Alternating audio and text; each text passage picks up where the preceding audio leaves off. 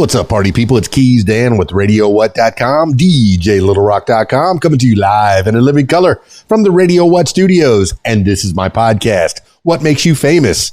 It's an extension of the RadioWhat.com internet radio station that I've been running for quite some time. And if you need DJ services, where do I always send you? DJLittleRock.com. One more time, DJLittleRock.com. Check availability and get a free price quote. And maybe you could have me at your next event. You know I like to party with the people. The people need to be entertained.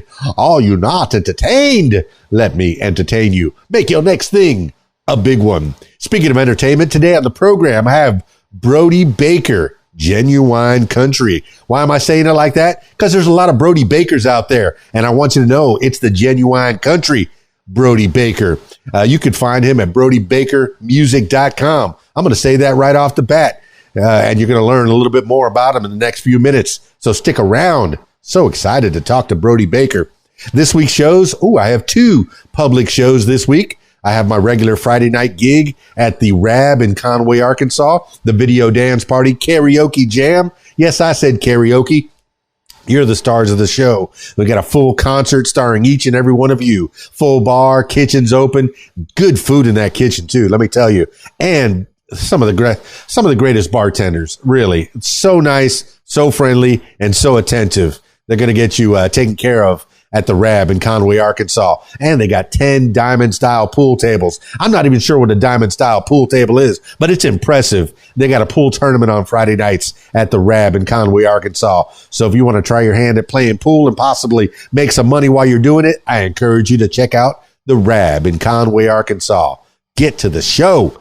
All right, and then on Saturday, oh my goodness, Saturday, I'm so excited. I'll be at the Cool Pool Sports Grill in Fairfield Bay.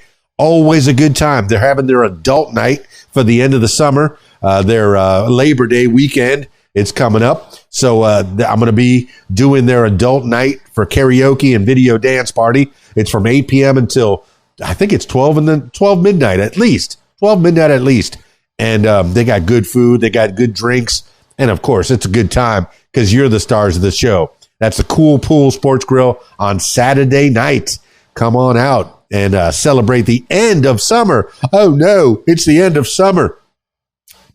Hopefully it starts to cool down a little bit because it's been over 100 degrees over the last week or so. It's starting to cool down. It's getting down to the 90s. Oh, I'm freezing over here. I'm freezing.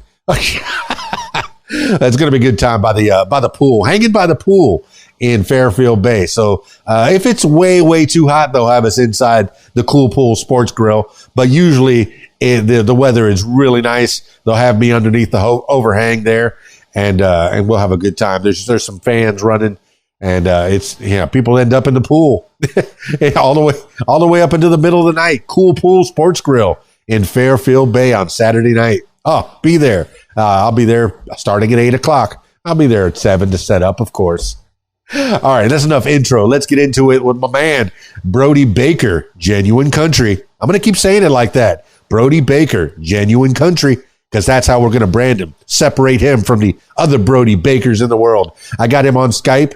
Let me tell you, I've already recorded this, so I've already had the conversation.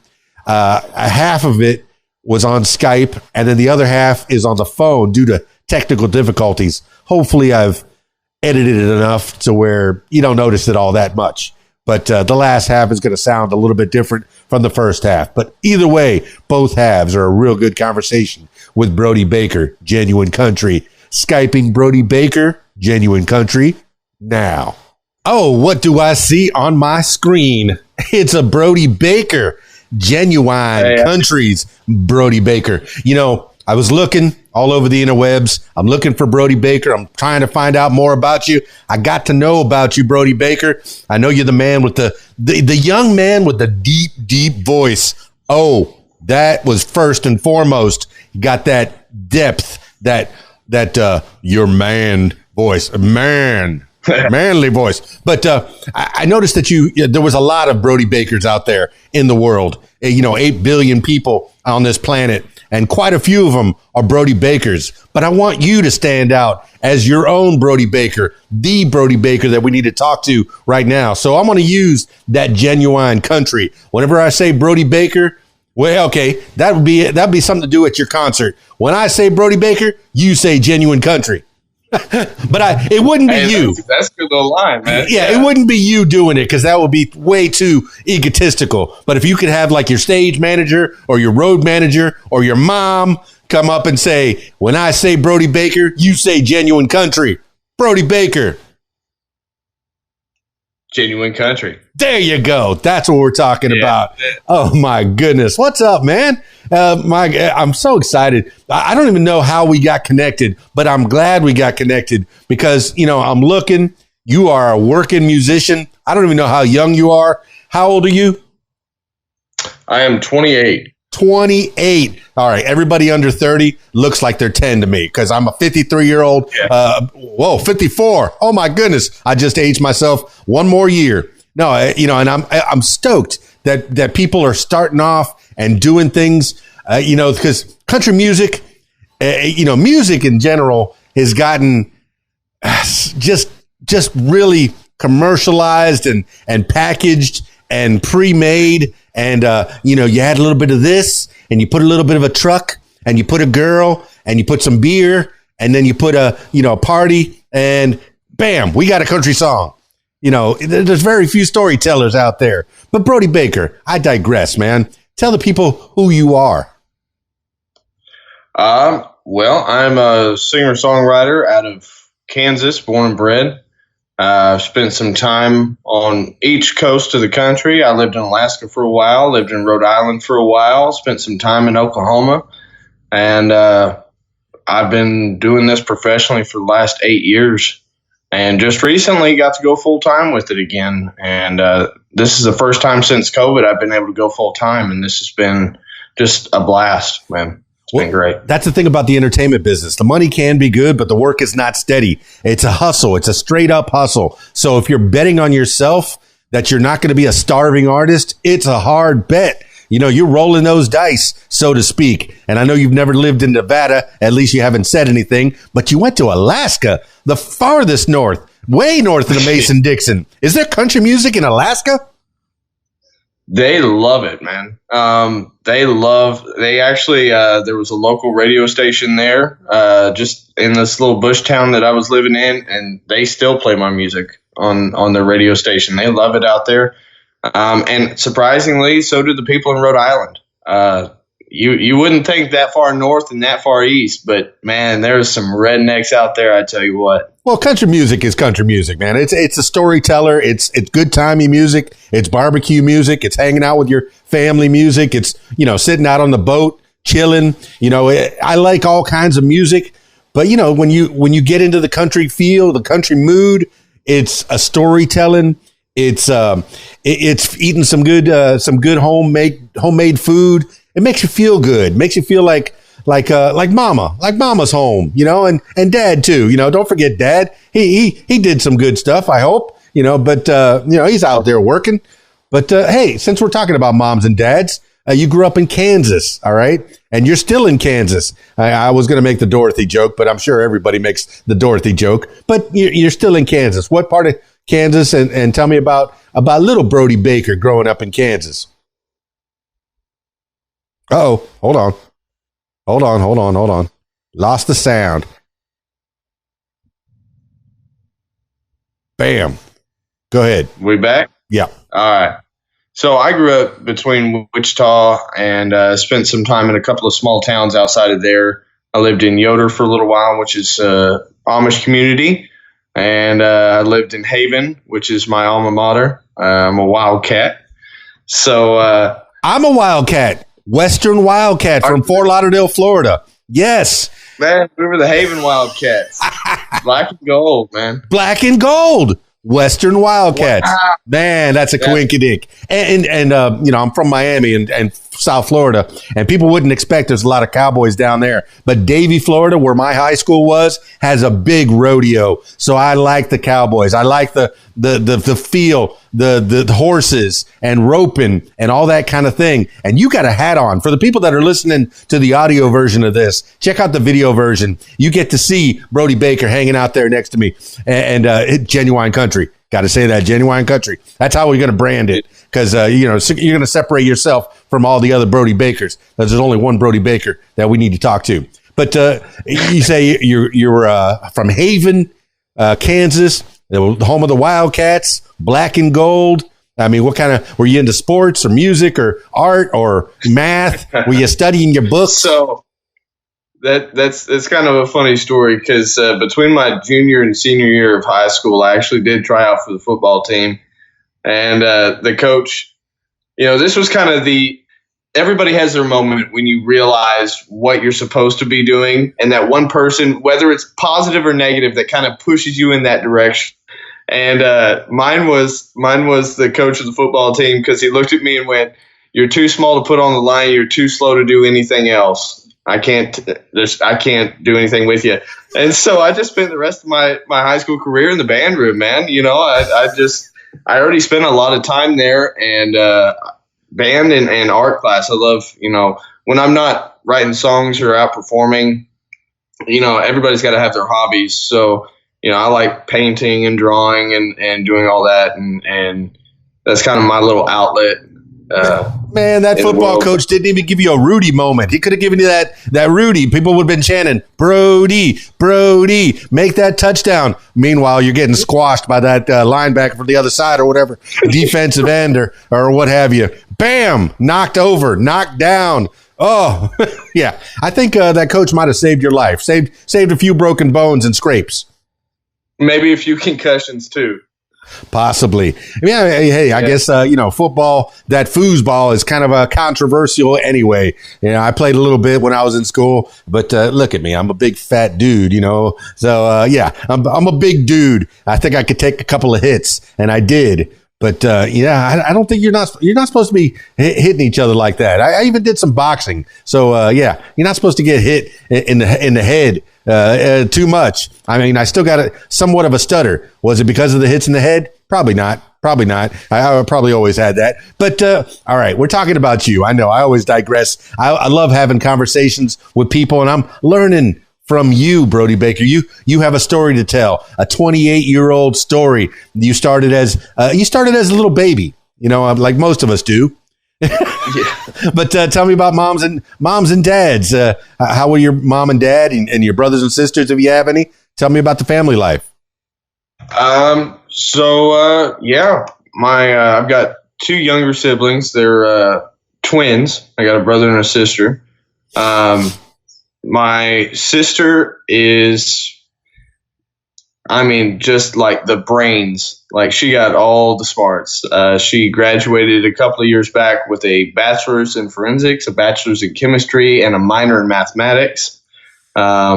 She trying to get a position right now with the sheriff's department to do crime scene investigating. So good, kudos to her because I couldn't do it. But we need the smart ones in the world to save the world. I'm glad that we got people with book smarts, but we also got people with street smarts. Okay, we need to have both kinds, country and Western. But tell me about your other twin brother, her twin. Yeah, so my brother was born with cerebral palsy. Mm-hmm. So he's quadriplegic, nonverbal, but just the happiest. He's got quite a person. Uh-oh. Lost the voice again. Hold on. I don't know what's going on with that, but go ahead. He's quadriplegic? Right. Happy? Yeah, but he gets away with a lot because he knows he's cute and he can get away with it. So they're both 26. I do have an older half sister, and my dad grew up the youngest of 13 kids. So I have just such a varying difference between each side of my family. My dad's the youngest of 13, so I got aunts and uncles that are my grandparents' age and some that have already passed on. And then on my mom's side, I got two sets of grandparents there because her mom and dad separated when she was young and both got remarried. So, it was just kind of, it was interesting growing up because, my mom was just very eclectic in her musical taste. She loved everything. She listened, some days would be Bing Crosby and then Simon and Garfunkel, and then turn around and be 38 Special and Whitesnake and Led Zeppelin and Def Leppard. And then my dad was very much into the Highwaymen, Waylon, Willie and the Boys. Big fan of Merle Haggard. Just all those things. And so for me growing up, I had this I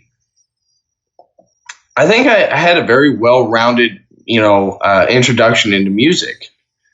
And so from there, it was just a matter of time before I kind of found what I was supposed to be doing. Because when I started writing music, I didn't do country. No. I started out playing drums in the church. Drums was actually my first instrument. I didn't pick up guitar until I was 15 or 16 years old. So I was playing drums in bands and I even played in a death metal band for a little while, which was an interesting experience. Yeah, but that's some good drumming. When you're in a death metal band, that is some good drumming. That's like speed. Did you get your speed and your dexterity down playing in that band? Oh yeah. Because I'll put it this way: my mom actually came out to watch us one time. We played a local show in Wichita, and she goes, "I have to say, I really didn't care for the music, but I think that is the fastest and the best I have ever seen you play." Yeah, the musicianship is what you're talking about. When you're talking about death metal or any kind of speed metal bands, there's a lot of speed to it, man. With Metallica back in '88, they really set that off, so to speak. Really brought it into the mainstream because people were playing as fast as they could or as slow as they could, or whatever tempo was needed from time to time. But when Metallica came out and the metal bands of that time started to try to go as fast as they can. I'm impressed with drummers using their four limbs in separate, right hand, left hand, left leg, right leg. They know exactly what each other's doing, but they're doing it at different beats. It's crazy to me. It's insane what a drummer can do. And when did you pick up the drums? So I was fortunate enough to have the same band teacher from 6th grade all the way through till I graduated high school. Wow. So he started me on snare drum in 6th grade and taught me the rudiments. And then by the time I was a freshman, built me up to a full drum set. And by the time I graduated, there wasn't a whole lot I couldn't play. And it was just such a good outlet for me. Of course, being kind of that angsty teenager, you have kind of that aggression and that, nobody understands me kind of feeling. And so that was a good way for me to get that energy out. So I'd come home and just put on headphones and play for, a couple of hours before mom would go, "Okay, shut it down for the night." I don't, because mom didn't hear the music I heard. All mom heard was crash, crash, pa-da-ba-da-da-da, and well, Brody Baker, you're giving people gems, okay? You can either take it out on the drums, on the pig skins or whatever skins are there, or you can take it out on somebody else. You've decided, hey, that was the right way to take out that extra energy, that aggression. Maybe somebody picked on you, perhaps. Maybe something didn't go exactly the way it was supposed to go. I mean, what made you so angsty? What was going down in that little small town? And I could tell it's a small town because you had the same music teacher from 6th grade to 12th grade. That doesn't happen in a big city. That's a small town thing.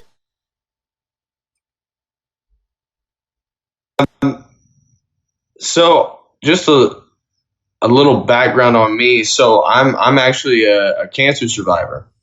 I had leukemia when I was 8, and by the time I finished treatment when I was 11, which is right around the time that I started 6th grade. And then from there, it was just, I switched schools. I went from actually the middle school in Yoder to Haven High School. Well, Amish kids don't go to high school. So out of the group of my 8th grade class, there were only 5 of us that went to Haven, me and 4 girls that had been friends since kindergarten. So, I'm walking into this brand new environment. I don't know anybody. And so I think a lot of it was just kind of isolation, just, not having those connections or those friendships right off the bat. And that was a good outlet for me early on. But as I got into guitar and started writing music, and I was able to, start putting into words some of those things, that became such a better outlet for me. And so, listening to a lot of my music, you'll hear that. I talk about, my personal experiences and emotions that I've dealt with, and try and word it in a way that allows the listener to go, hey, that's me, or I've been through that, or I understand that, or that's where I'm at right now.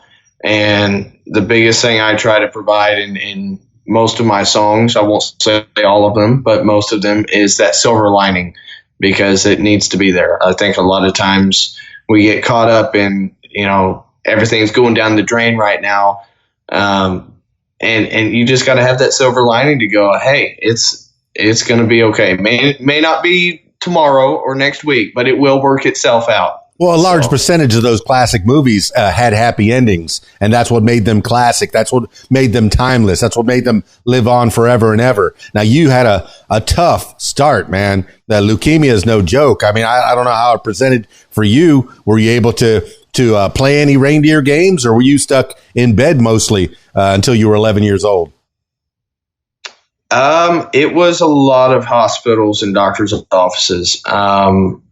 I was fortunate enough to go to a summer camp for kids with cancer. That was Camp Quality. And that was such a reprieve for me to actually get to spend time with kids who were in the same situation, even if it was different types of cancer or whatever. But we were all going through similar things. And so it's like, okay, these people actually get me. They actually understand what I'm going through. They actually understand the why me's and the doubts and the fear. And then kind of, it kind of develops into, I hate to say it, kind of a cold disregard of just like, well, there's really not a whole lot I can do about it. So just do what I like and have fun. And I think if it wasn't for that, I wouldn't have pursued music to the degree that I have, because it really opens your eyes when you face death and the concept of that so young. You're like, you know what? You only get one shot, so you might as well enjoy it. And people are going to tell you no and don't do it and think about this and think about that. And one of the best pieces of advice I ever got was from my dad, and he told me, he said, son, no matter what you decide, there's always going to be somebody that tells you made the wrong decision, so you might as well choose what makes you happy. Well, I'm glad you got something out of that summer camp. And I wondered about that because when I was in college, one of the things, one of the activities when you're in college, any good college will tell you or tell the students, hey, not only study your lessons, but also go out into the community and learn how to be a part of the community. And one of the activities that I was able to do was go to one of those summer camps. And I spent, I don't know, it was a month or so, maybe a couple months, being a camp counselor. And we had kids that would come in every couple of weeks, every week, and there was one good summer. And I wondered how the kids really, and this is way before the internet. So I know that's the only way to find your tribe. You couldn't go online and go, beep, boop, boop, leukemia survivors, boop, boop, boop. And, and there's your Facebook group. No, you had to go out into the world and probably found them at the hospitals. But I'm glad that you had that opportunity. I mean, were there activities that you were able to do? I mean, it's not when you have a summer camp for kids that are not doing so well or not that ambulatory. It's not about like archery or boating or playing sports, or what was it? Oh, wait, hold on a second. Archery, there was. Go ahead. So there was archery, and there was just a lot of fun games and fun times. It's just, maybe your energy level may not be the same, or, I can remember just getting tired really easy. We'd go out to the swimming pool, and my companion would be there, and we'd be in the pool for maybe 15 minutes, and I'm like, hey, I'm tired. I need to go lay down. Like, I'm just wore out.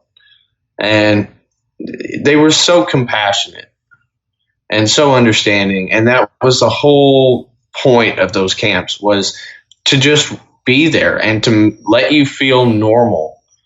And I think part of being a survivor is, and probably part of the teenage angst to a degree, was you kind of feel ostracized. You kind of feel isolated when you're outside of that environment. So it was so important for them to provide that environment, and it really does help. I think on the other side of that is, like I said before, kind of, the darker side of it is being a kid and going through that, and having to find out that friends aren't with you anymore, and hey, where's so and so? Well, unfortunately, and so with that in mind, it's just being able to provide those positive moments, because you never know. You just don't, especially with something that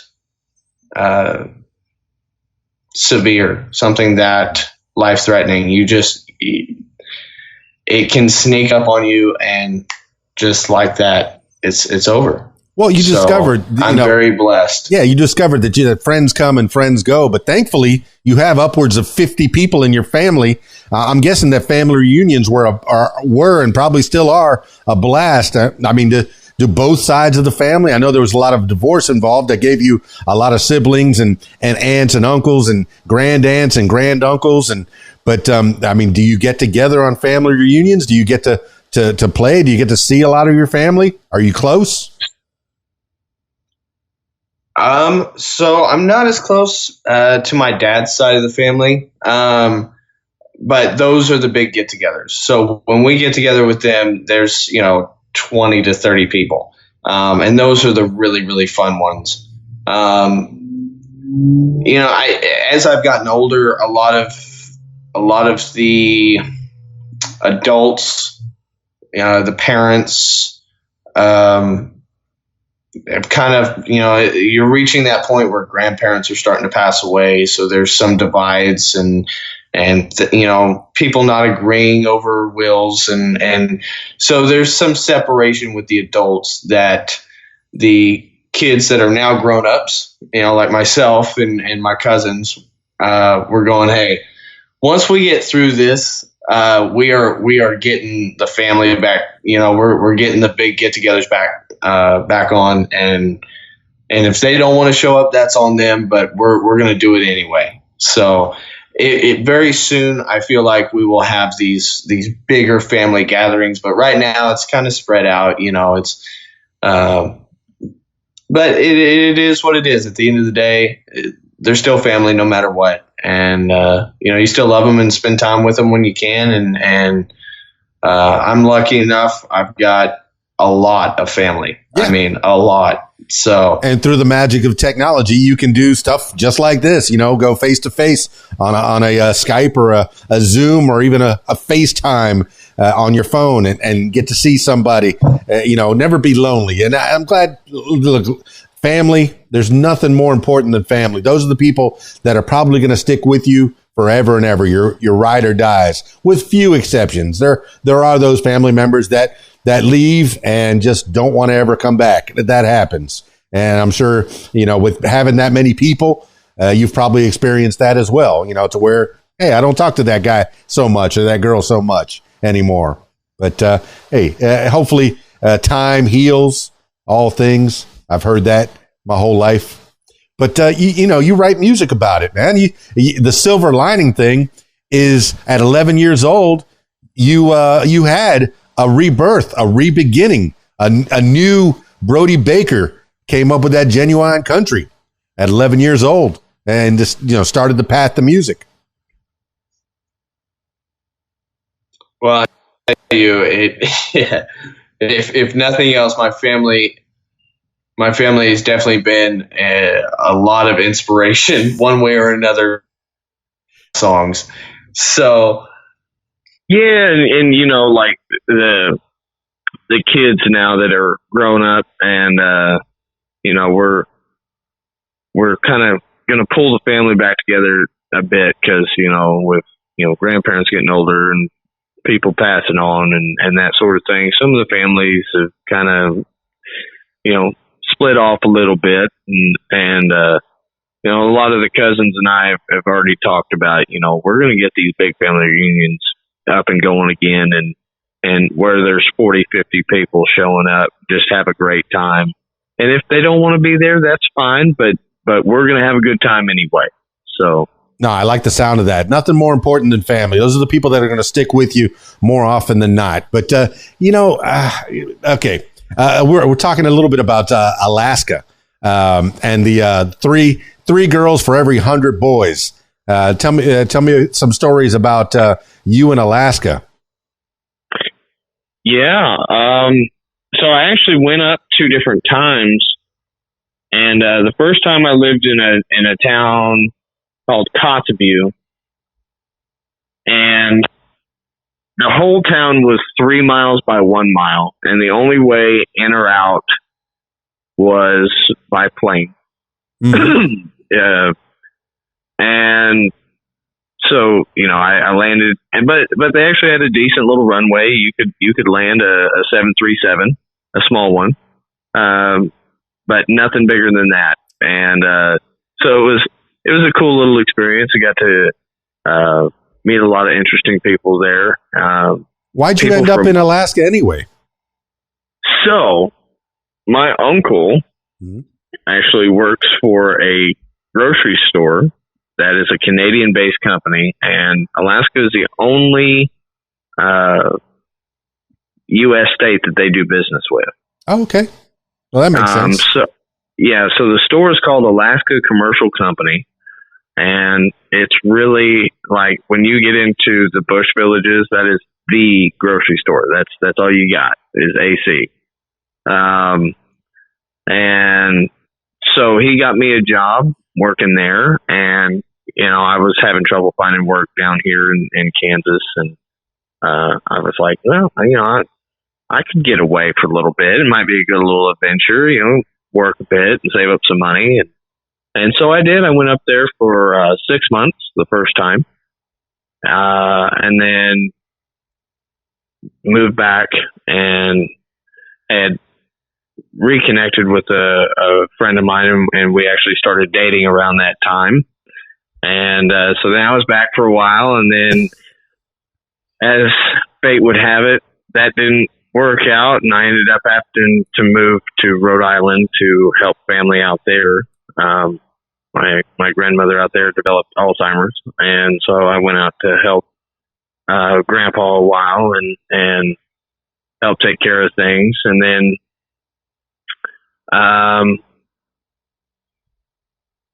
I ended up moving back right after COVID hit, just because I had built up my music and I would actually gone full time. And then I had just bought this huge merch order and all this other fun stuff, and I was super excited, and then COVID.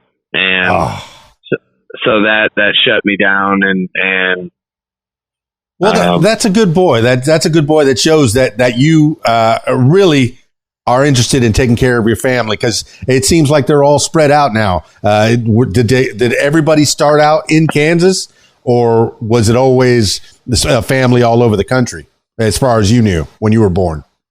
No, actually, except for my dad and my dad's side of the family, which are all from Texas. Mm-hmm. All my mom's side has pretty well been from Kansas. So like my mom's dad, I'll put it that way, because if I just say grandfather, there's three options there. Oh yeah. So my mom's dad, whenever him and my grandmother split up, he ended up he was a carpenter. He still is, 83 years old, and he won't sit down for anything. Just that old school type, you know. Yeah, I like somebody that works with their hands, man. That is a fantastic skill. Do you do any of that, or do you have any extracurricular skills? You like to work on cars or anything like that? Anything in, around, or, you know, like anything inside, outside your house, anything you can think of, I can probably either repair, replace, or whatever's needed. You know, I that's pretty well what's kept the bills paid during this was manual labor jobs, which is mostly what I've done most of my life. So these are definitely marketable skills. I mean, there's one thing to playing a guitar and playing the drums, but yeah, if you can build stuff, people need stuff built and people need stuff repaired. And those are good skills to have. You're going to make somebody a good hubby one day. I can tell. Yeah. Well, I don't know if you ever saw that old TV show, The Red Green Show. No. But they had a quote on there.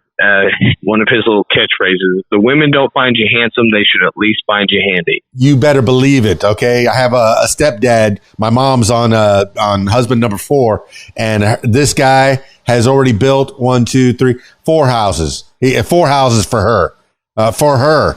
Okay. So yeah, wow. It's good to find somebody that's handy that can put stuff together. He's in the middle. He's in Tennessee right now building yet another house. Stop building houses, man. How many houses do you need? All right. Anyway, I digress. But, you have those skills. Was anybody in the family into music? I mean, you said they played music for you, but did they play any instruments? Were there any inclinations of playing guitar on stage or playing in a band or anything? Yeah, actually on both sides. So my mom's a classically trained pianist. She also played clarinet. And then my dad, he actually played for a little while in a little country band, just kind of doing rhythm guitar and that sort of thing. Didn't really do the singing part, but just play guitar and they did a few shows here and there. But my dad, spent his whole life pretty well working. So music to him was never a career choice. It was just something to do as a hobby. Yeah, but that's what dads do. They go to work and they take care of the family as best they can. And you got to give them kudos for that. A lot of people, a lot of children hold animosity to their dads, especially traditionally in their dads. I know things are changing. The genders have been assigned in different ways, and people are sometimes the moms go to work and the dads stay home, and that's still very rare. But a lot of times kids will show animosity to their dads.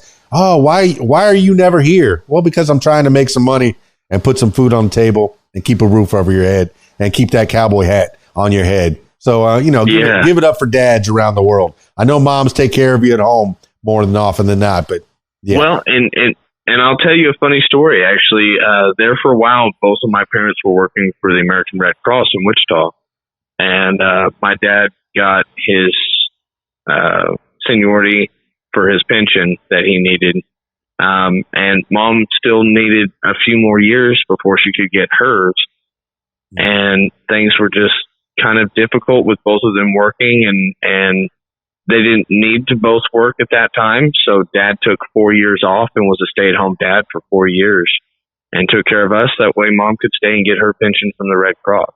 That's fantastic too. You got to make those decisions. You got to see who's going to be the better breadwinner. What's the better situation? I like that. That's a good way of growing up. You're learning things. Well, and it was a really good example for me for my future relationships and those sorts of things to see, hey, this is how we're supposed to work together. And That's how things are supposed to go. You know, you may not always agree, and it may not be the best situation, but it works out in the end. So, An old dinosaur like me probably still feel emasculated if his wife was going to work making the bread. well, to be honest with you, I joke all the time.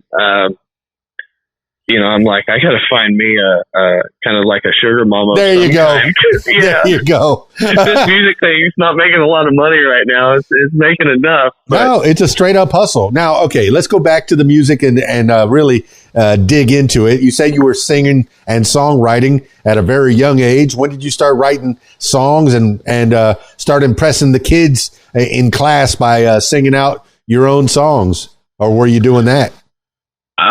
I was 15 when right around the time I started picking up a guitar and learning to play chords was about the same time that I was like, oh, I can, write lyrics and it just came naturally to me. So as I was progressing my knowledge of guitar, songwriting just kind of fell hand in hand with that for me. So, I would say probably since I was 15 or 16, I've been writing songs. Who got you that guitar? And was it the same music teacher that was giving you those lessons from 11?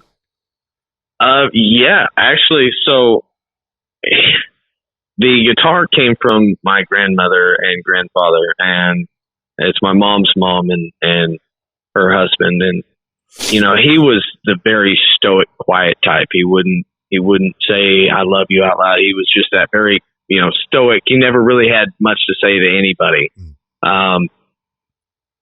But he saw my passion for music. And that was my very first guitar was my birthday present when I was 16. And so that was a surreal moment for me to have someone who was just this quiet, stoic type that I never really thought we really had that connection. And I was like, oh no, he really does get me. He understands me and he loves my passion for what I'm pursuing. And he just wouldn't put it in words, but his actions spoke volumes. So, that was my first guitar. And, the lessons started with the same band teacher. He actually started, early, like right before school, we had what we called power period. So you could work on homework or whatever. It was just like a period before school actually started. And he held this guitar class. I think it was once or twice a week. And I think I went 3 weeks. And on the third week, he goes, are you practicing at home? And I was like, yeah, I'm getting on YouTube and looking up how to play these songs and stuff. He goes, yeah, you're learning a lot faster than I can teach. So maybe you just keep doing what you're doing. I don't think you really need this class. Wow. And I was like, okay. So I took 3 weeks of guitar lessons and then I was just teaching myself from that point forward. And, so I consider myself pretty well self-taught. Well, there's a question there that people have been wondering. Do we need to go to college anymore? Can we learn everything on YouTube now? Can we learn it with Google? Can we learn it on our own? Or do we still need? Is there still a place for college? Did you go to college? I did for an entire semester. I had a Pell Grant that covered as long as I kept full-time student status. And unfortunately, I had one class that I failed that was an online class because I do really good in class, but outside of that, I can't do it. Okay. So lessons from Brody Baker, Genuine Country lessons. Yeah. But I will say, as far as like the music industry and trying to make a career in this world, the most I would ever go back for is maybe a associates in small business. Now you're talking. How to run a business. Well, because this business can eat you up. And if you don't know how to handle your money, somebody's going to come in and handle it for you and put it in their own pocket. I've heard it before. Exactly. And I've had to learn a lot of things the hard way. I had a manager there for a little while, just a road manager. He also did some bookings and some promoting, but mostly was a road manager. And it got to the point where he was not doing his job, but I was still having to pay him. And so it was hurting my bank account, not his. Yeah, that sounds like a dream job to me, man. To work as little as possible and still get paid. Oh, I like that. What, right. Can I be your manager? No, I'm kidding. Yeah. Man. No, it's a story. Yeah, definitely. Go ahead. Yeah, and so, after that, I've just went back to what I've always done, which is I handle everything. And I will tell anybody who's trying to get into this industry, if when you are starting out, you have to do everything.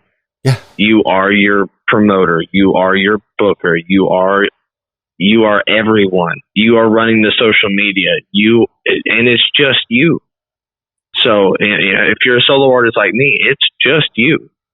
And you have to stay on top of all that. And if you don't have the ability to balance all those things and to have the business mind and to know what you're doing and fortunately the mistakes I have made business wise have not bit me too hard to where I haven't been able to recover.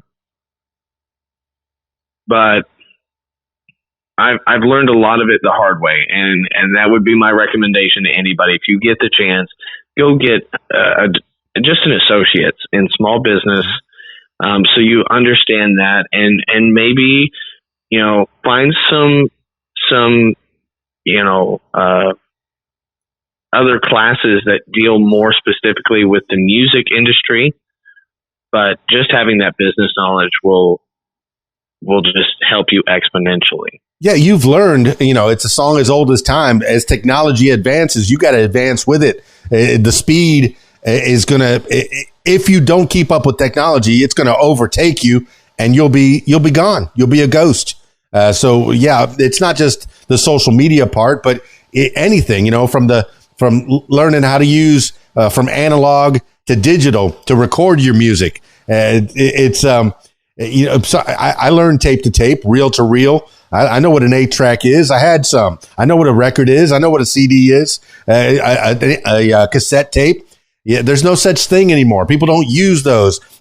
Records are a novelty now. Oh, I have a few records. Yeah, all right. Do you have anything to play them on? Is there a reason to have those records? Not really. They look nice. I have a few of them hung up on my wall to the left of me here. So, or to the right of me. I don't know the right from my left, but everything's digital. I mean, have you ever recorded anything analog? You're 28. I don't know. Maybe you have. Not really. I think, I kind of came into music when, as far as me writing and performing and looking even at the possibility of recording as CDs were dying. I mean, CDs were just in their last stages, and now it was iPods and MP3 players, and then it became the phones. It had everything on it, and so it was that kind of right at that shift into its fully technology. Mm-hmm. That's kind of where I fell in. I have my first EP that I recorded, which is out on Spotify and all those places. It was I actually did print some hard copies. I printed some CDs and made them up and did all that, and people bought a few, but I realized really quickly this is a digital world now. If you're trying to do hard copies of anything, people don't want to have to carry something anymore. They just want to be able to get on their phone and go tap, tap, tap, and it's there. Yeah. And that's another thing about the music business is you don't sell records anymore. You're selling streams, and thousands and thousands of streams will get you a piece of a penny. And that's, how are you making money? I know, are you, okay. I did see And I was, like I said, it was troublesome finding videos of you.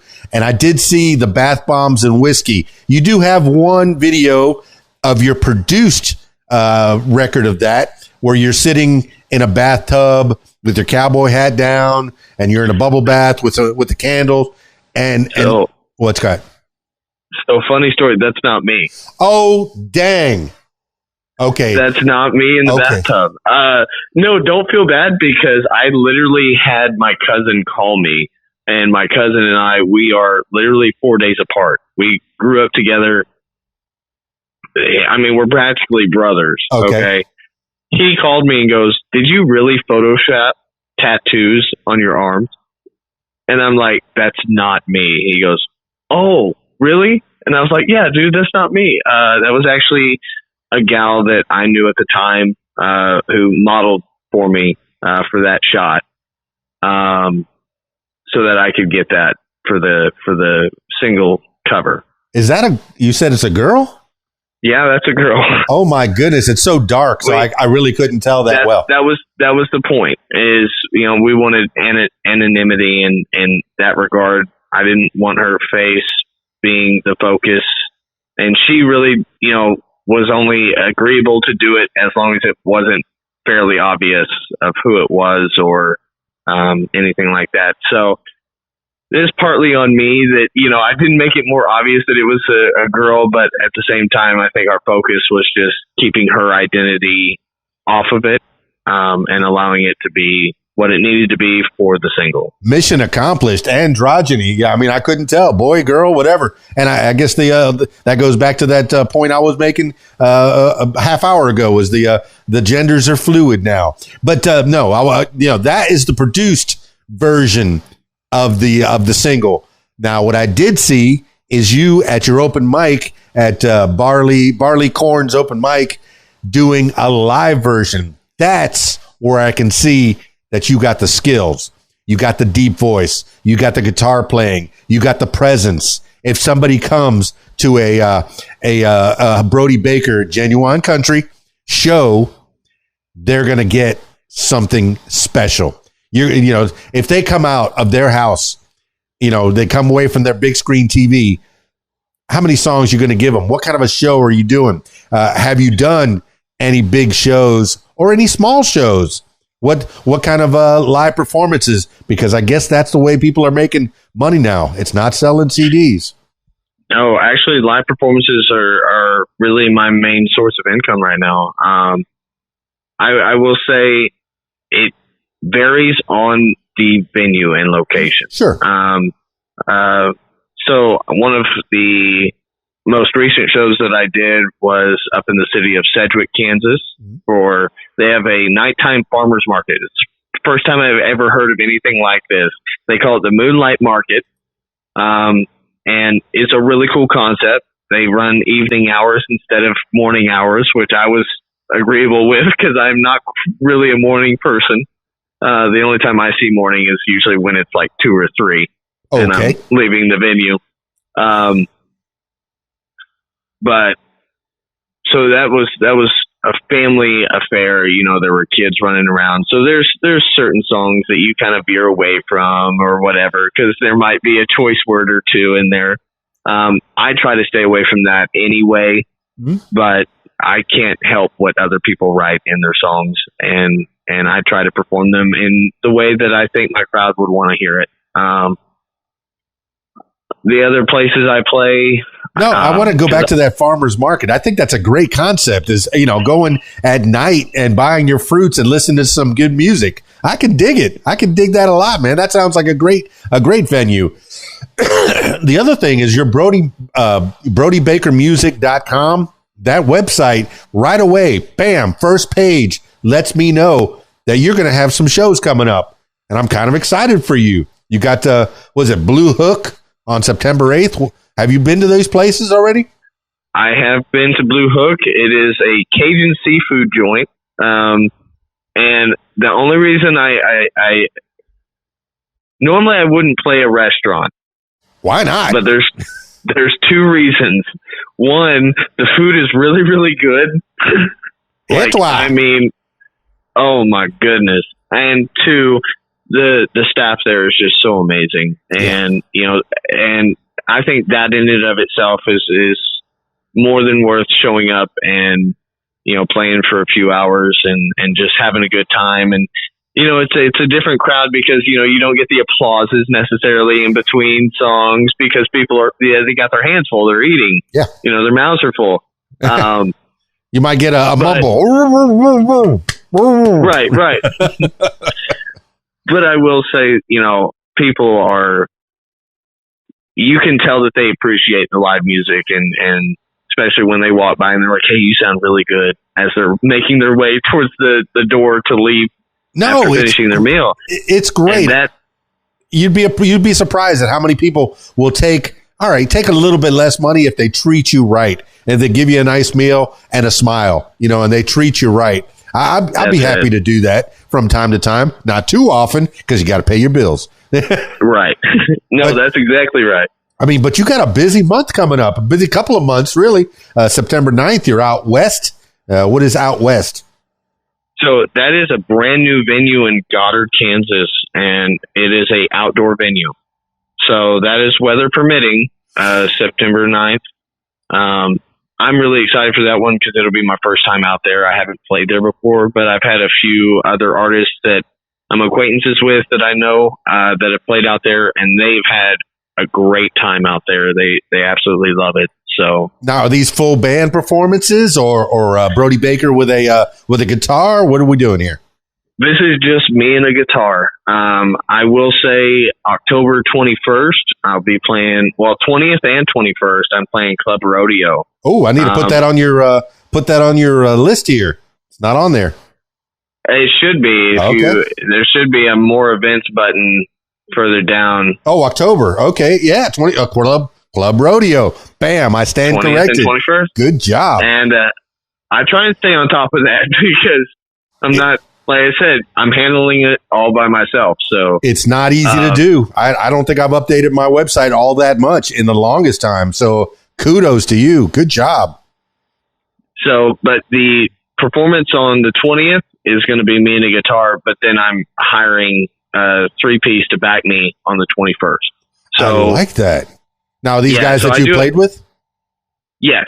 These are all guys that I know locally. I keep kind of a rough list of 6 to 8 guys that vary in different instruments that in something like that, I can call them up and be like, hey, what are you going to charge me for, a couple hours? And they show up and they get their money and I get my money and everybody leaves happy and we just have a great time. Now, here's a hoot for the crowd. And I don't know if you've done it before. Do you put down that guitar and step behind the drum set and just play a little bit, or at least do a little solo for the people? Can you still do it? I haven't thought about that, but that would be a great idea. That would blow minds, man. I talked to these, some ladies that they used to play saxophone when they were in school. Well, bring one and, put down that guitar, put down that fiddle and pick up a saxophone. You will blow minds. If you step behind that drum kit, oh my goodness, people are going to go, what is he doing? What? He can play drums too? Yeah. Yeah. The versatility. I'll have to do that, man. That's a great idea. All right. Love that. Well, I know we've been talking a little bit, and I don't want this to be the last time that we chit chat, but I do like to be mindful of people's time, and I know we've had some technical difficulties, and I'll do my best to piece this thing together. I'm pretty good at editing, and everybody that's listening to this is going to know that some of this is edited, but I know the last half was on the phone and with a static picture if you're watching the video version of this. But man, you're a good dude. You're so young. You're still on the beginning, but you've been doing this for so long already. All I can see is nothing but greatness coming. I mean, what's on the horizon? You say you have an album out there, and I tried to find your Spotify. I need you to send me that link. I'm going to put it in the YouTube in the show notes as well. And the YouTube videos were hosted on somebody else's site. So, do you have your own YouTube page? I do. That YouTube has been the biggest headache for me, unfortunately, because when it comes to releasing, a lot of times YouTube likes to create their own playlist or their own releases of your songs. And so like trying to get it to release on my channel and not everywhere else and keep everything centered. I do have a YouTube channel, YouTube page, but that hasn't been updated, kind of like your website. Well, I did find like a very young Brody Baker. Is that you? Possibly. It says 15-year-old Brody Baker. And there's like a Bible verse in there with a smiley face. I have no idea. That doesn't sound like me. Falling in love. Let's see. Blanket and cuddling. All right, this is why we have to make sure that Brody Baker Genuine Country is the place to go, is the brand. And I want people to know that. I'll put all the links that I got in the show notes. I have the BrodyBakerMusic.com. That's the number one most important place to go to find out more about you. And then I got your Facebook, your Instagram, and your TikTok. You were very, I don't know if you're still active on your TikTok, but you were definitely very active at some point on your TikTok. Yeah, I've been meaning to get back on there. It's just life's been getting kind of busy.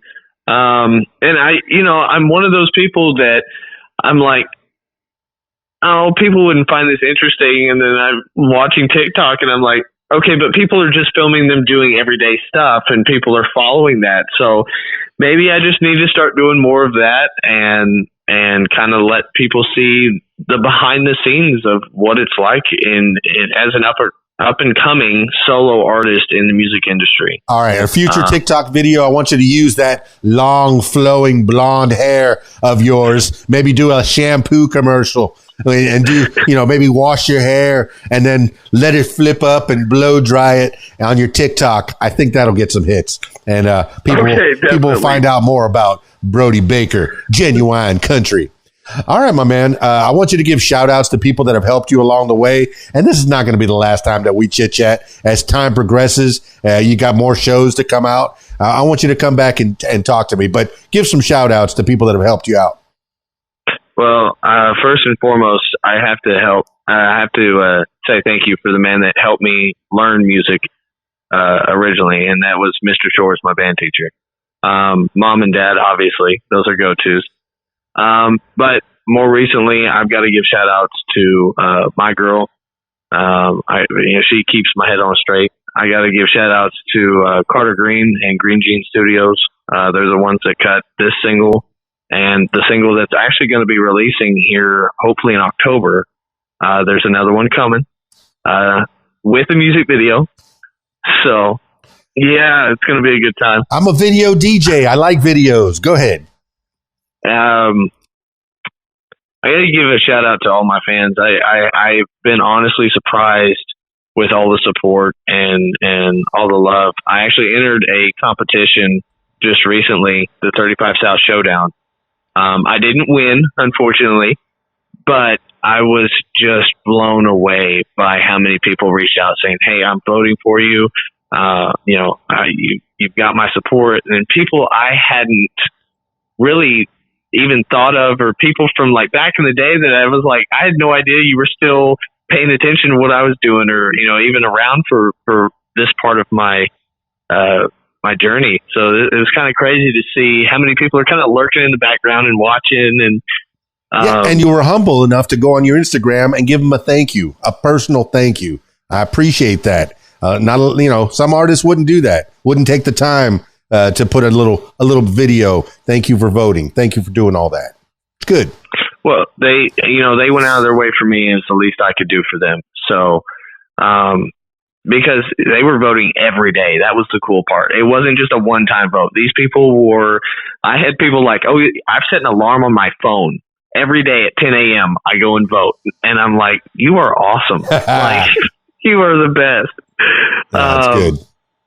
So I'm really appreciative of everyone out there that is supporting me. And all the people that hopefully I make into fans in the near future, and the great people I get to meet as I move forward. Let's take this thing home. I usually finish these things off with last words for the people.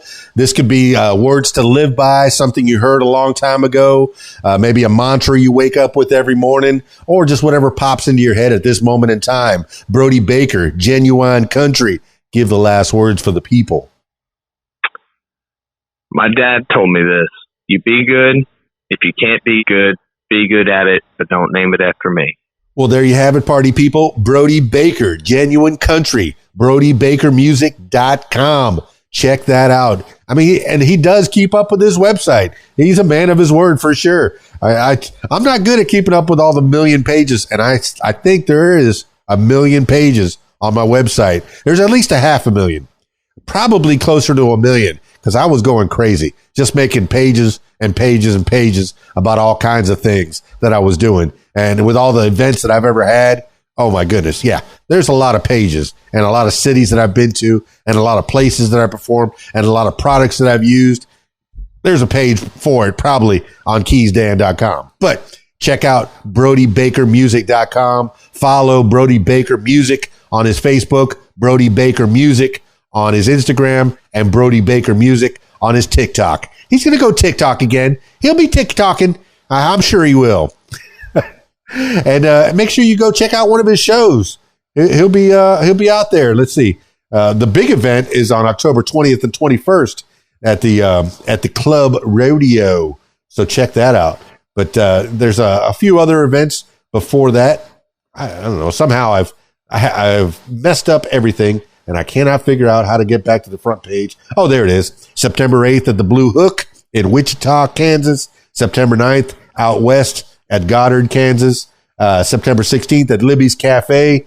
September 30th at Club Rodeo in Wichita. Libby's Cafe is in Goldsby, Oklahoma. And October 12th at Silver Stallion in Mustang, Oklahoma. Oklahoma.